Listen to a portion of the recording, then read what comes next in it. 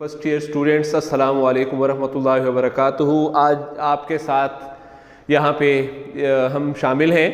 ایک نئی چیز آج آپ کو دی جا رہی ہے، سکھائی جا رہی ہے۔ ہمیشہ کوشش کی ہے کہ لیکچر میں کچھ نہ کچھ انفارمیشن، کچھ نہ کچھ اچھی باتیں بھی سکھائی جائیں۔ وہ یہ ہے کہ چونکہ کرونا وائرس کی وجہ سے ہم سب لوگ اپنے اپنے گھروں میں ہیں، گھروں میں ہونے کی وجہ سے پیرنٹس پر بھی اور بچوں پر بھی کچھ ذہنی اثرات بھی ہو رہے ہیں۔ وہ انشاءاللہ آپ کو نیکسٹ لیکچر میں بتاؤں گا کہ اپنے ذہن کو کس طرح فریش کرنا ہے اور کیسے اپنے آپ کو آپ نے بچانا ہے۔ لیکن کچھ جسمانی بیماریوں کا شکار ہم ہو رہے ہیں اور امیونٹی لیول ڈاؤن ہو رہا ہے، کم ہو رہا ہے۔ اس کی ایک وجہ جو ہے فزیکل ورک کا نہ ہونا ہے۔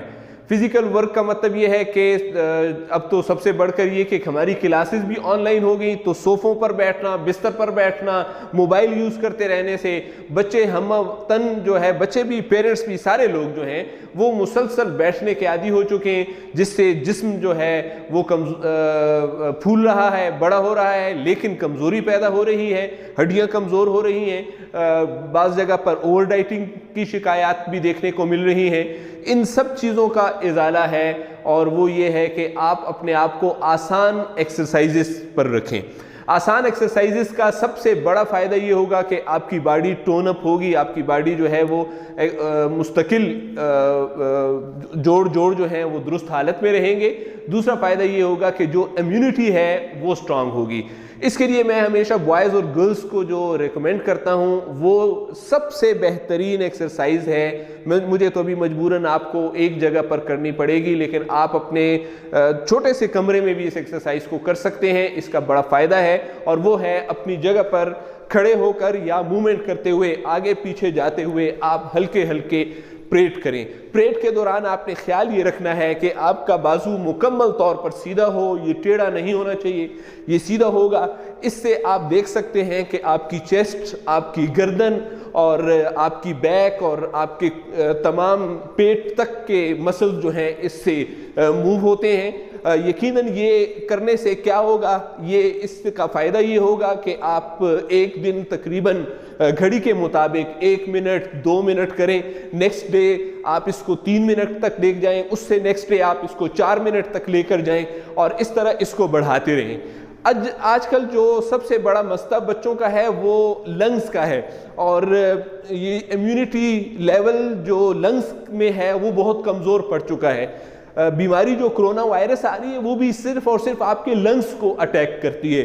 اب اگر ہمارے لنگز اس ضمن میں مضبوط ہو جائیں گے ایکسرسائز کی وجہ سے، جتنے مضبوط ہوں گے اتنے ہی زیادہ جو ہے آپ کا امیونٹی لیول اچھا ہوگا اور بیماری آپ پر اٹیک نہیں کرے گی۔ اس ایکسرسائز کا فائدہ سب سے بڑا آپ کے جو چیسٹ ہے اور یہ بونز ہیں اس کو ہے۔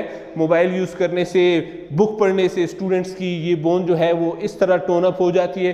رزلٹ جب وہ کھڑے ہوتے ہیں تو ایسے کھڑے ہوتے ہیں، بالکل غیر شائستہ لگتے ہیں۔ ایسے کھڑے ہونا چاہیے۔ یہ تب ہوگا جب آپ مسلسل پریٹ کریں گے۔ پریٹ سے آپ کی یہ والی ہڈی جو ہے یہ پیچھے آ جائے گی۔ آپ اس کو مشق کر کے دیکھ لیں 2-3 دن۔ فرسٹ ایئر اردو کے لیے آج ہمارا جو ٹاپک ہے وہ ہے اپنی مدد آپ۔ کافی دنوں سے جاری ہے لیکن ہم تھوڑا کام دیتے ہیں تاکہ اچھا معیاری کام ہو۔ سر سید احمد خان اس کے مصنف ہیں۔ مقالات سر سید کتاب کا نام ہے۔ آپ دیکھ سکتے ہیں کتاب کا نام اور مضمون کا نام یہ دونوں انورٹڈ کاماز میں ہیں۔ جہاں بھی لکھیے گا، یہ ایک تعلیم میں نے آپ کو دے دی کہ ہرگز انورٹڈ کاماز کے بغیر آپ اس کو نہیں لکھیں گے۔ اب ہم آگے ہیں۔ آج سے آپ کی ایک تو میں نے فزیکل اس پہ دھیان دیا کہ وہ ایکسرسائز آپ کی ہو۔ نیکسٹ آپ کا جو آج میں نے کام شروع کیا ہے وہ آپ کی رائٹنگ پر ہے۔ آپ نے یہ ایکٹیویٹی نمبر 1 کی ہیڈنگ کے ساتھ اپنی نوٹ بک میں یہ تحریر لکھنی ہے۔ الف کو بالکل سٹریٹ لکھنا ہوگا آپ نے۔ بہت سے طریقے لکھتے ہیں بچے، اس طرح لکھتے ہیں اور کچھ بچے اس طرح لکھتے ہیں۔ کچھ بچے جو ہے ان سے سیدھی لائن نہیں بنتی ہے، ان سے ٹیڑھا ہو جاتا ہے۔ اس کو پریکٹس نہ کریں، بالکل سٹریٹ لائن میں الف لکھنے کی کوشش کریں۔ بے کو اس طرح لکھیں، پورا مکمل اور واضح لکھیں۔ بعض بچے بے کو جو ہے وہ ایسے لکھتے ہیں، یہ بھی ٹھیک نہیں ہے۔ بعض بہت بڑا کر دیتے ہیں، یہ بھی ٹھیک نہیں ہے۔ اور بعض بچے جو ہیں وہ ایسے کر لیتے ہیں، یہ بھی ٹھیک نہیں ہے. اس کو مکمل طور پر درست لکھنے کی کوشش کریں. اس کے بعد جیم کو دیکھیں، ایسے لکھیں گے، پھر اس کو تھوڑا سا ایسے لے جائیں گے اسٹریٹ، اور اس کو گول کرتے ہوئے نیچے سے اوپر کی طرف لے آئیں گے. یاد رکھیے گا کہ یہ جو گولائی کا حصہ ہے یہ نیچے بھی جائے گا، اور یہ نہ تو بہت زیادہ ہوگا اور یہ نہ ہی بہت کم ہوگا، یہ دونوں نامناسب ہیں. اس کو تناسب کا خیال رکھنا ہے. دال اس طرح ہوگی، ذرا بڑا لکھنے کی کوشش کریں. بعض بچے بہت چھوٹا لکھ لیتے ہیں، بعض بہت بڑا لکھ لیتے ہیں، اور بعض اس طرح کا ایک کونا بنا لیتے ہیں. یہ ٹھیک نہیں ہے. اس ایکٹیویٹی کو آپ نے 5 ٹائم کر کے اوپر ایکٹیویٹی نمبر 1 کی ہیڈنگ لگا دینی ہوگی. آپ کی ایکٹیویٹی نمبر 2 ہے تمام الفاظ کے معنی. کتاب کے اوپر گرین اور ریڈ قلم سے تحریر کریں. ایکٹیویٹی نمبر 2 ہو جائے گی. اس نمبر پر آپ نے واٹس ایپ کر دینی ہے along with your name. نام لکھنا حاضری کے لیے، اٹینڈنس کے لیے بہت ضروری ہے، ہمیں آسانی ہو جاتی ہے. کام بہت پیارا کرتے ہیں، نام نہیں ہوتا. نام نہ ہونے کی وجہ سے ہمیں پھر دوبارہ آپ کو ٹیکسٹ کرنا پڑتا ہے، ٹائم بھی ہمارا اس میں کنزیوم ہو جاتا ہے. اگر نام ہوگا تو آسانی ہو جائے گی. ایک چیز اس ضمن میں آپ کو بتا دوں کہ ہوم ورکس جو ہیں وہ آپ ان ٹائم بھیجتے ہیں، ہمیں بڑی خوشی ہوتی ہے. آپ کے ذہن میں یہ تشویش ہوگی، یہ سوال پیدا ہو رہا ہوگا کہ ہمارا ہوم ورک جو ہے ہم نے 9 بجے 10 بجے کر کے بھیج دیا اور وہ چیک کیا جا رہا ہے رات کو کہیں 11-12 بجے. تو یہ آپ کو بتائیں بیٹا کہ یہاں پر ہم کلاسز میں بیزی ہیں، جیسے اس وقت یہ کلاس ہم کر رہے ہیں، آپ تو ہوم ورک کر کے بھیج دیں گے. وہ والے موبائل ہمارے گھر میں ہوتے ہیں. 3-4 بجے تک 9th 10th first year second year کی کلاسز کے کام میں بیزی رہتے ہیں، آفس کے کام میں ہوتے ہیں. پھر یہ سرادل بیزی ہوتے ہیں ان کلاسز کو آگے آپ لوگوں تک پہنچانے میں. ان کا موبائل یوز ہو رہا ہوتا ہے، اس ضمن میں ہم ان کے شکر گزار ہیں. تو جب ہم 4-5 بجے یہاں سے جاتے ہیں گھر، تو تب کئی اس قابل ہوتے ہیں کہ وہاں پر اس فرصت ملتی ہے کہ اس موبائل کو دیکھیں اور ایک ایک بچے کا ہوم ورک بھیجیں. اب یہ بھی ہے کہ آپ لوگوں کی اتنی محبت ہے اور آپ لوگ اتنے شوق سے کام کر رہے ہیں.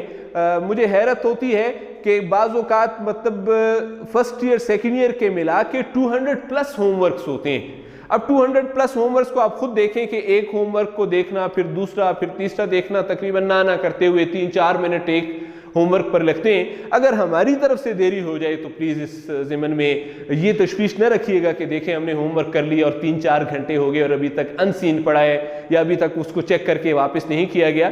آپ کا ہوم ورک ایک آپ کا ہوم ورک ہے، لیکن جب وہ سارے بچے بھیجتے ہیں تو تقریباً 200+، بعضوں کا 250 تک ہوم ورک چلے جاتے ہیں. 9th 10th کے بھی اگر شامل ہو جائیں تو بہت زیادہ ہو جاتے ہیں. بہت سارے آپ میں سے پیرنٹس ہوتے ہیں، ان کو لیکچرز اچھے لگ جاتے ہیں، پھر وہ کوئی کمنٹ دے دیتے ہیں، تو اس لیے اس کو پڑھتے ہوئے جو ہے وہ ٹائم لگ جاتا ہے. ہم آج اپنے پیج نمبر 6 کو سٹارٹ کر رہے ہیں، پیج نمبر 7 کو سٹارٹ کر رہے ہیں. پیج نمبر 7 تو ایک بہت زیادہ عاجز و مسکین آدمی. یہاں پر اب پریویس نالج آپ کا اگر میں چیک کروں تو پریویس نالج کے مطابق بات یہ ہے کہ اب ہم نے یہ چیز ثابت کر لی ہے. آپ دیکھیں، حکمران ترقی دلوا سکتے ہیں؟ نو. حکومت ترقی دلوا سکتی ہے؟ نو. عمدہ انتظام یا قانون ترقی دلوا سکتے ہیں ویسٹرن کنٹریز؟ نہیں. کوئی حضر آ جائے گا یعنی رہنما آ جائے گا ترقی دلوائے گا؟ نہیں.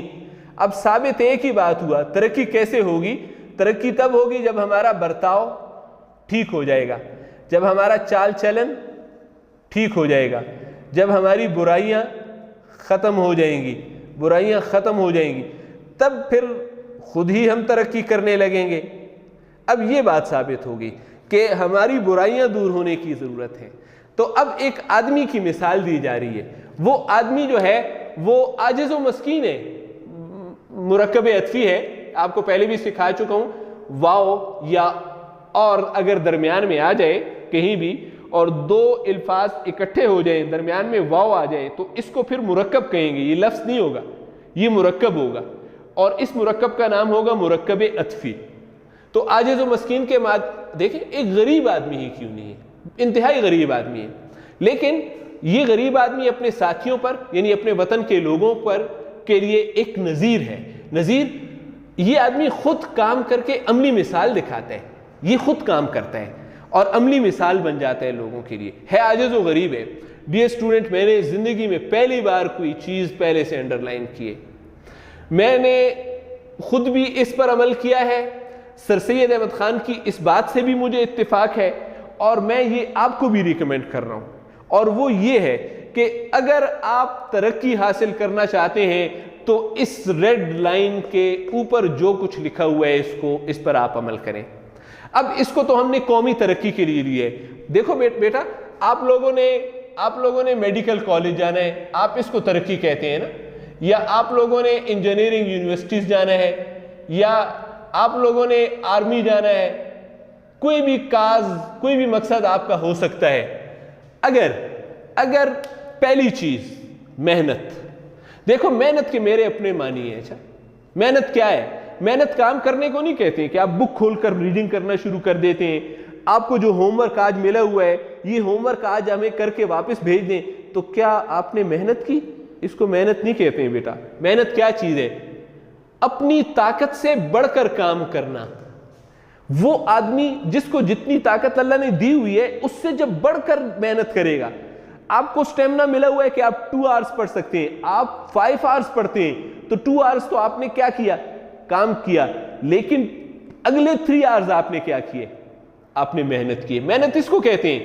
یاد رکھو بچے کہ کام سے ٹارگٹ اچیو نہیں ہوتا, محنت سے ٹارگٹ اچیو ہوتا ہے, اور محنت ہارڈ ورک کو کہتے ہیں. انگلش میں اس کی معنی ٹھیک ہے, آپ ورک کرتے ہیں تو آپ کو نتائج حاصل نہیں ہوتے, آپ جسٹ امتحان پاس کر لیتے ہیں. آپ کو ورک نہیں بلکہ ہارڈ ورک کرنی پڑتی ہے. یہ پہلی چیز ہے. دوسری چیز, یہ بہت اہم ہے, ہم لوگ سمجھتے ہی نہیں ہیں, اس چیز کو سمجھے ہی نہیں ہے آج تک. پرہیزگاری. پرہیزگاری کیا ہے؟ ہر قسم کے عیش و آرام کو چھوڑ دینا. عیش و آرام کیا کرتے ہیں؟ عیش و آرام آپ کو محنت نہیں کرنے دیتا. عیش و آرام آپ کو محنت نہیں کرنے دیتا. آپ بہت زیادہ کھانا جب کھا لیتے ہیں تو آپ محنت نہیں کر سکتے ہیں. آپ جب پنکھے کے نیچے آرام دہ زندگی گزار رہے ہوتے ہیں, اب آپ محنت نہیں کر سکتے ہیں. آپ پرتعیش زندگی گزار رہے ہیں, آپ محنت نہیں کر سکتے. آپ نے بہت پیارا ڈریس پہن لیا ہے, اب آپ محنت نہیں کر سکتے. یہ ساری چیزیں آپ کی توجہ کو ڈائیورٹ کرتی ہیں, آپ کی توجہ کو کام سے نکالتی ہیں. جب آپ کی توجہ ڈریسز کی طرف, اچھے موبائل کی طرف, بال بنانے کی طرف, اور کھیل کود کی طرف, اور اچھا کھانا کھانے اور آرام دہ زندگی گزارنے کی طرف ہے, تو پھر بچے محنت کہاں گئی؟ محنت کرنے والے, اپنے آپ کو تھکانے والے سب سے پہلے پرہیزگاری اختیار کریں گے, وہ عیش و عشرت کو چھوڑیں گے. یہاں تک جانے ہیں بچے تو میں نے اپنی زندگی میں دیکھ لیے لوگوں کو جنہوں نے پرہیزگاری کر دی ہے, وہ بڑے ٹارگٹ تک پہنچنے میں کامیاب ہو گئے ہیں. تیسری چیز ہے ایکسکیوز می, بے لگاؤ ایمانداری. ایسی ایمانداری جو اس سے پہلے کسی نے نہیں کی. ایمانداری کیا ہے؟ اپنے کام کے ساتھ ایمانداری. آپ کے ٹیچرز نے آپ کو ورک دے دیا, آپ نے ٹیچر نے آپ کو activity they the, us activity کو اب آپ کریں نمبر 1 بوجھ سمجھ کر, کوئی فائدہ نہیں ہوا کام کیا تو. نمبر 2 آپ نے اس کو ایک بوجھ نہیں سمجھا, آپ نے اس کو روٹین سمجھا کہ بس یہ روٹین ورک ہے, ہوم ورک ملتے رہتے ہیں, آپ کو فائدہ نہیں ملا. نمبر 3 خالص نیت کے ساتھ جب یہ سمجھ کے کرو گے کہ واہ کتنے فائدے کی چیز ہے, اس کو میں کروں مجھے فائدہ مل جائے گا, اس کو میں کروں مجھے فائدہ مل جائے گا, جب آپ نے اپنی خالص نیت کے ساتھ کام کیا تو اس چیز کا نام ہے بے لگاؤ ایمانداری. جب آپ بیٹا بے لگاؤ ایمانداری کے ساتھ کام کریں گے تو آپ کو آپ کی منزل حاصل ہو جائے گی. یہ جملہ مجھے سر سید احمد خان کا بہت زیادہ پیارا لگا. تو ایک آدمی جو ان 3 چیزوں کی مثال دکھاتا ہے, تو یہ شخص اگر آپ بھی کریں گے جس کا ذکر ہوا اس کے زمانے میں, یعنی جس دور میں وہ زندہ ہے, نمبر 1 اثر ہوتا ہے اس کا کیسے؟ اس کے ملک کے لوگوں پر, پورے ملک کے لوگوں پر, بی اس کی قوم پر, اس کی قوم کے دوسرے لوگوں پر, اور ان کی بھلائی پر, ان کی بہتری پر اس کا اثر ہوتا ہے. یہاں پر آئیں, آپ دیکھیں حکمران اثر نہیں کر سکتا, حکومت اثر نہیں کر سکتی, عمدہ انتظام لوگوں کی بھلائی پر اثر نہیں کرتا, قانون اثر نہیں کر رہا, رہنما لیڈر اثر نہیں کر رہا.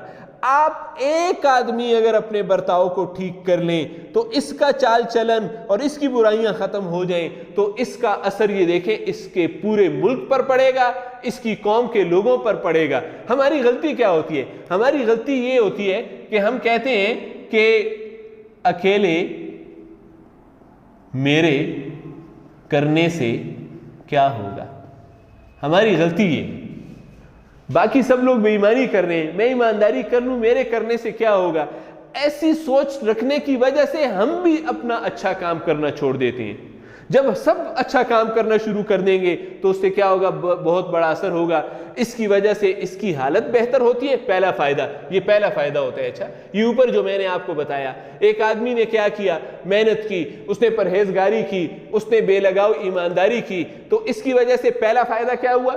آپ کی اپنی حالت بہتر ہوگی. اس کی وجہ سے دوسرا فائدہ کیا ہوگا؟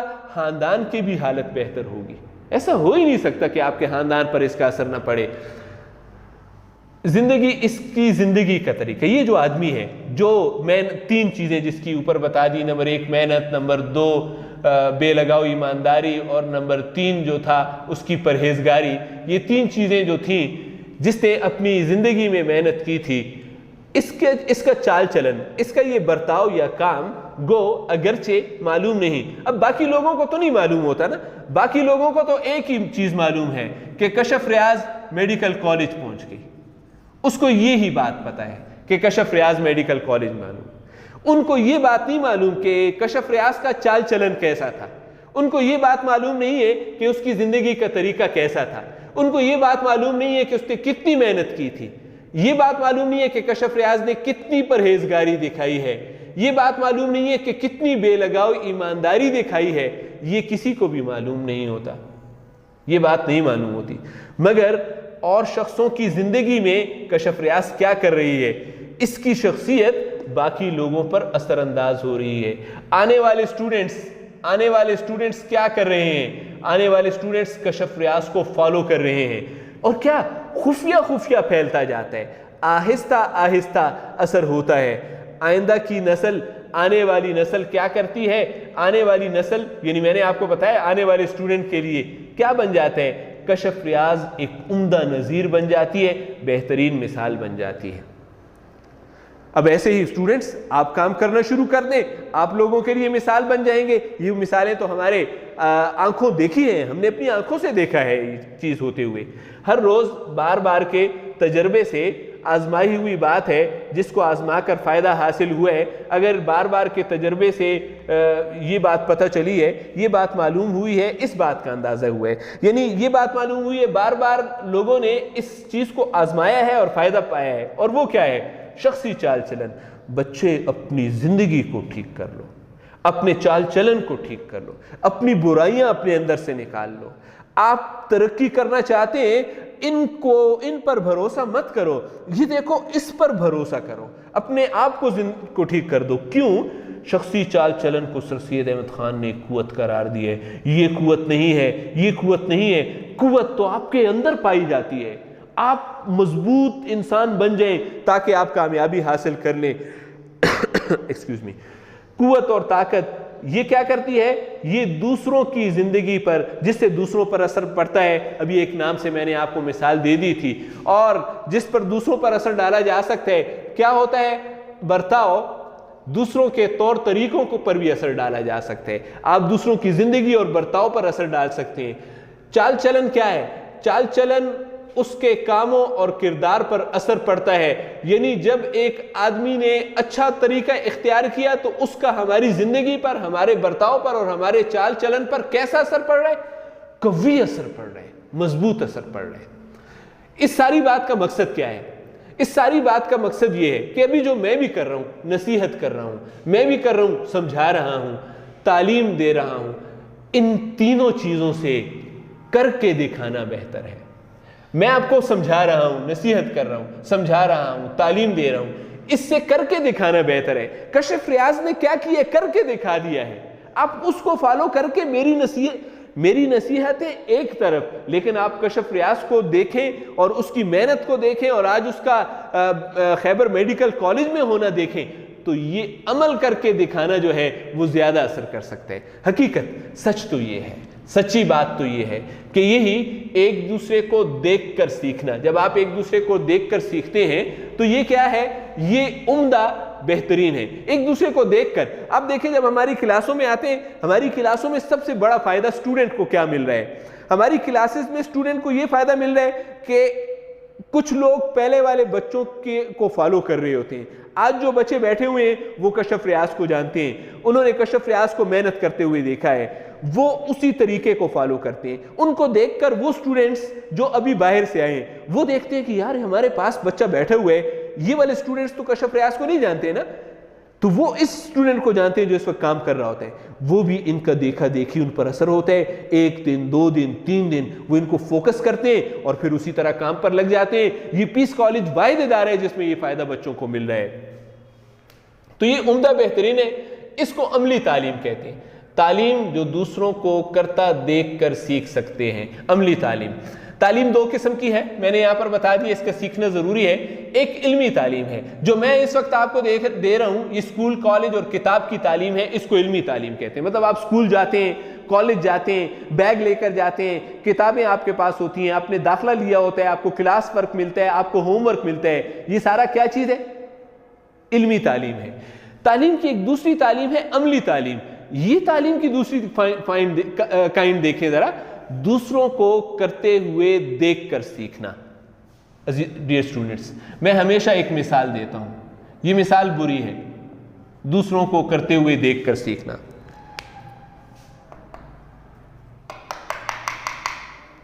کون آیا ہے؟ باہر دروازے پر کوئی ہے، باہر دروازے پر کوئی ہے۔ میں والد اپنے بیٹے کو کہتا ہوں، جاؤ کوئی انکل ہوں گے ان سے کہنا میں گھر پر نہیں ہوں۔ میں نے عملی طور پر بچے کو سکھا دیا کہ ضرورت کے وقت جھوٹ بھی بولا جا سکتا ہے۔ میرے بچے نے کلاس 1 میں، کلاس 2 میں، کلاس 3 میں، اور اس وقت فرض کریں وہ کلاس 5 میں ہے، تو 5ویں جماعت تک اردو کی کتاب میں، انگلش کی کتاب میں اور اسلامیات کی اور سوشل سٹڈیز کی کتاب میں ایک ہی بات پڑھی ہے، جھوٹ نہیں بولنا چاہیے۔ یہ عملی، یہ علمی تعلیم ہے۔ کتاب کا دیکھیں اس کو کوئی فائدہ نہیں پہنچا۔ دوسرا، مسجد میں خطیب صاحب نے بھی بتایا، آیات کے ذریعے، احادیث کے ذریعے جھوٹ نہیں بولنا۔ میں ایز اے فادر بھی اس کو کہتا ہوں، جھوٹ مت بولو۔ اتنا زیادہ سکھایا، اتنے زیادہ واقعات تعلیم کی کتابوں میں موجود ہیں جھوٹ کے نقصانات اور سچ کے فوائد پر۔ آج میں نے ایک عمل کر کے اس کو یہ بات بتا دی کہ دیکھو ضرورت کے وقت تم بھی جھوٹ بولا کرو۔ میں نے بھی بول دیا ہے نا تمہیں، میں کہہ رہا ہوں کہ جا کر باہر کیا کرو، انکل کو کیا کہو کہ بابا گھر میں نہیں ہے۔ بابا کہاں بیٹھے ہیں؟ بابا اندر بیٹھے ہیں۔ آج آپ کا بچہ آپ سے جھوٹ سیکھ رہا ہے۔ آپ اگر اچھا کام کرتے ہیں یا کوئی بھی اچھا کام کرتے ہیں تو دیکھا دیکھی لوگ ان کو دیکھ کر اچھا کام بھی سیکھ لیتے ہیں۔ کتابوں سے زیادہ اس کا اثر ہوتا ہے۔ اب یہ دیکھیں، میں نے جو بری مثال دی ہے وہ آپ نے نوٹ کر لی ہے۔ اب مقابلہ کرتے ہیں۔ مقابلے کا مطلب ہے موازنہ کرتے ہیں، کمپیریزن کرتے ہیں۔ کمپیریزن ہم نے کرنا ہے علمی تعلیم کا اور عملی تعلیم کا، پریکٹیکل ایجوکیشن اور بک سے جو ہم نے سیکھا۔ اب سب سے پہلے ہم اس وقت علمی تعلیم کی بات کر رہے ہیں۔ اب ہم علمی تعلیم کی بات کر رہے ہیں۔ دیکھیں ذرا، مکتب اور مدرسہ یعنی علمی تعلیم جہاں تعلیم دی جاتی ہے، اور مدرسۃ العلوم میں ایک MCQ ہے۔ مدرسۃ العلوم کیا ہے؟ سر سید احمد خان کے تعلیمی ادارے کا نام ہے۔ ابتدائی نام جب شروع کیا تھا، بعد میں یہ ترقی کر گیا، علی گڑھ کالج بن گیا، بعد میں یہ اتنا ترقی کر گیا کہ علی گڑھ مسلم یونیورسٹی بن گیا۔ ابتدائی نام اس کا مدرسۃ العلوم ہے، اس وجہ سے میں نے MCQ کے لیے دے دیا۔ اس میں جو تعلیم دی جاتی ہے، یعنی آپ کے پیس کالج کا بھی ذکر ہے یا آپ جہاں جہاں پڑھ رہے ہیں اس میں علمی تعلیم دی جا رہی ہے، اگر ہم اس کا مقابلہ عملی تعلیم سے کرتے ہیں، پریکٹیکل تعلیم جو ہم نے اپنے والد سے، اپنے ابو کو دیکھ کر سیکھی ہے، تو یہ تعلیم جو کتابوں میں دی جا رہی ہے یہ تو اس کی ابتدائی تعلیم معلوم ہوتی ہے۔ کتاب میں جو علم ہے وہ تو شروعات کا یا آغاز یا قاعدہ لگ رہا ہے یا بالکل سٹارٹر لگ رہا ہے، اصل تعلیم تو وہ ہے جو زندگی میں ہو رہی ہے۔ زندگی کا علم جو ہے یعنی عملی تعلیم، یعنی زندگی کی برتاؤ کا علم، اس کا نام ہے کہ زندگی کو کیسے بہتر طریقے سے گزارا جا سکتا ہے۔ وہ کیا ہے؟ وہ ہے انگریزی زبان میں اسے کیا کہتے ہیں؟ اس کو لائف ایجوکیشن کہتے ہیں۔ یاد رکھیے گا کہ انگریزی میں اس کو لائف ایجوکیشن کہتے ہیں، اور ایم سی کیو یہ نہیں ہے۔ ایم سی کیو یہ ہے کہ سر سید نے اس کا کیا نام رکھا ہے، یہ آپ کا کیا نام رکھا ہے؟ یہ تو انگریزوں نے اس کا لائف ایجوکیشن رکھا ہے، اسی لائف ایجوکیشن کا سر سید نے کیا نام رکھا ہے؟ یہ آپ کا ایکٹیویٹی نمبر 3 ہو گیا ہے۔ یاد رکھیے ڈیئر اسٹوڈنٹ، ایکٹیویٹی نمبر 1 خوش خطی ہے، ہیڈنگ کے ساتھ آپ نے پیج پر لکھنا ہے۔ ایکٹیویٹی نمبر 2 یہ سارے ہوم ورک ہیں۔ ایکٹیویٹی نمبر 3 آپ کا یہ ہوم ورک ہے کہ اس لائف ایجوکیشن کا نام سر سید نے کیا رکھا ہوا ہے، اس کا جواب آپ نے ایکٹیویٹی نمبر 3 کے ساتھ لکھنا ہے اور اپنا نیم ضرور لکھنا ہے۔ اچھا، تو لائف ایجوکیشن زندگی کا علم کیا کرتا ہے؟ انسان پر، ہر انسان پر اور قوم پر، پوری قوم کی حالت اس سے بہتر ہوتی ہے۔ جب آپ لائف ایجوکیشن تمام لوگوں کی زندگی بہتر ہو جائے گی تو ہر انسان کی زندگی بہتر ہو جائے گی اور قوم پر اس کا اثر ہوگا۔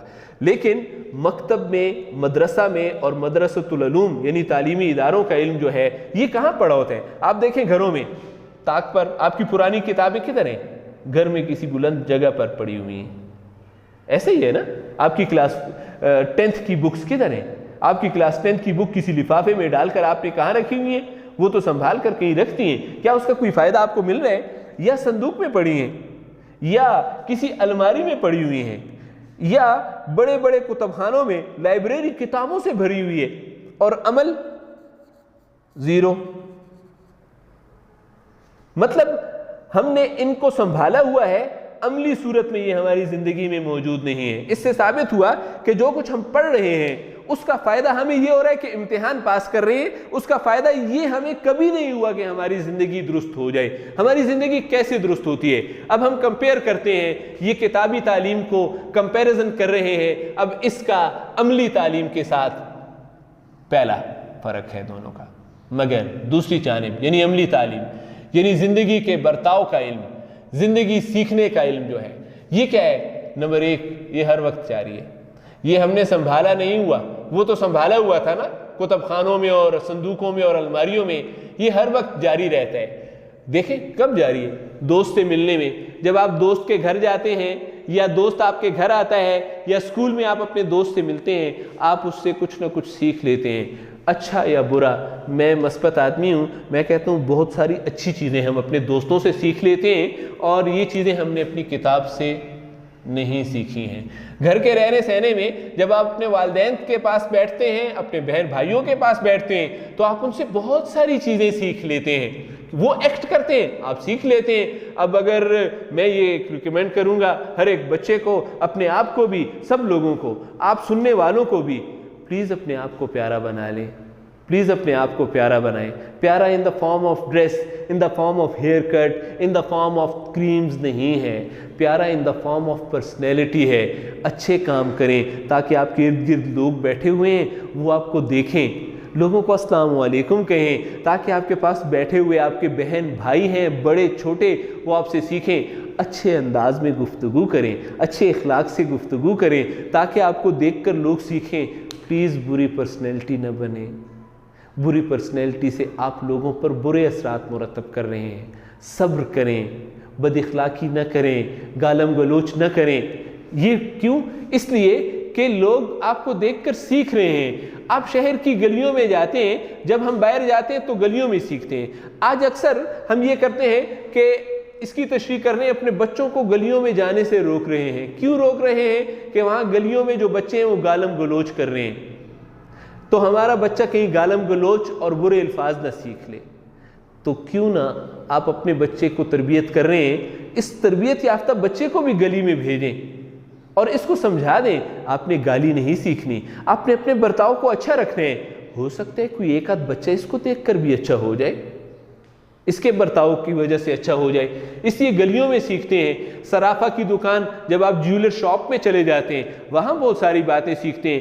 کاشتکار ہل جوتتا ہے، اس سے بہت ساری باتیں سیکھ سکتے ہیں. کپڑا بننے کے کارخانے میں مزدور کام کر رہے ہوتے ہیں، ہم ان سے بہت ساری باتیں سیکھتے ہیں، یا وہ مزدور ایک دوسرے کو سکھا رہے ہوتے ہیں. کلوں سے کام کرنے کے کارخانے، بڑی بڑی مشینوں پر کام کرنے والے مزدور آپس میں ایک دوسرے سے بات چیت کرتے ہیں، بہت کچھ سیکھتے ہیں. یہ کیا ہو رہا ہوتا ہے؟ یہ تعلیم اپنے ساتھ ہو رہی ہوتی ہے. ہر آدمی سیکھ رہا ہوتا ہے اور ہر وقت سیکھ رہا ہوتا ہے. یہ کتاب سنبھالی ہوئی نہیں ہے. دوسرا فرق، وہاں پر تو سکھانے کی ضرورت ہوتی ہے نا. اب جیسے میں ہوں، استاد سکھا رہا ہے، میں آپ کو پڑھا رہا ہوں، ایک ایک ورڈ سکھا رہا ہوں. وہاں سکھانا نہیں پڑتا. وہاں کیا کرنا پڑتا ہے؟ ایک ایکٹ کرتا ہے، عمل کرتا ہے، دوسرے دیکھ رہے ہوتے ہیں اور دیکھ کر کیا کر لیتے ہیں؟ سیکھ لیتے ہیں. مطلب کشف ریاض، اس نے ایکٹ کیا. اس نے ایکٹ کون سا کیا؟ محنت کی. اگلوں نے دیکھ لیا، دیکھ کر سیکھ لیا. سیکھنے کے بعد کیا کرنے؟ یہ بھی عمل. یہ دیکھیں، کشف ریاض کے ایکٹ سے دوسرے لوگ دیکھ کر سیکھ کر خود بھی ایکٹ کرنے لگتے ہیں. یہ ہوتا ہے عملی تعلیم کا فائدہ. ورنہ کتابوں میں تو لکھا ہے محنت کرو. ایک تو یہ ہو گیا، بے سکھائے. تیسرا فرق دیکھیں، بے شاگرد بنائے.